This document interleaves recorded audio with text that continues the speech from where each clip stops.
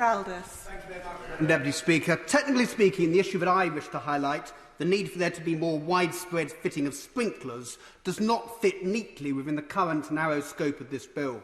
But with some amendment it can, and quite frankly it is a matter that has been ignored for far too long, and it is appropriate to highlight it in a second reading debate on building safety. 10 years ago, this month, the Wessex Foods factory on the South Lowestoft industrial estate was burnt to the ground. Fortunately, no one lost their lives, but 150 people lost their jobs, surrounding businesses were seriously disrupted, and it took 10 days to fully extinguish the fire, during which every firefighter in Suffolk attended the scene. And 52 million litres of water was used, much of it finding its way in a contaminated form into nearby watercourses.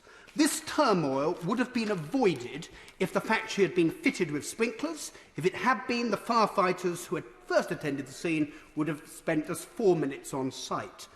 In the intervening 10 years, what has been done to promote the greater use of sprinklers? In previous parliaments, we've had good debates, ably led by our former colleague Jim Fitzpatrick and my honourable friend, the member for Southend West, but nothing has been achieved. In fact, we are going backwards, as the government is proposing changes to the Building Bulletin 100 Schools Fire Safety Guidance, which will mean that automatic fire sprinkler systems will only be required in a very limited number of schools, far fewer than intended under the current BB 100.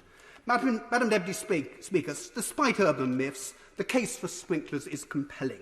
They save lives, they save jobs, and they prevent environmental degradation.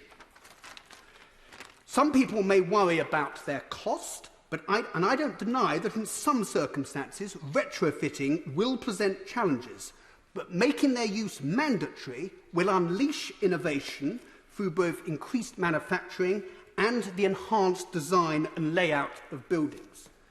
Madam Deputy Speaker, a small but significant step to achieving the more widespread use of sprinklers is to use this bill to amend both the 1984 Building Act and the 2010 Building Regulations so as to give the Secretary of State the power to make regulations to facilitate the protection of property.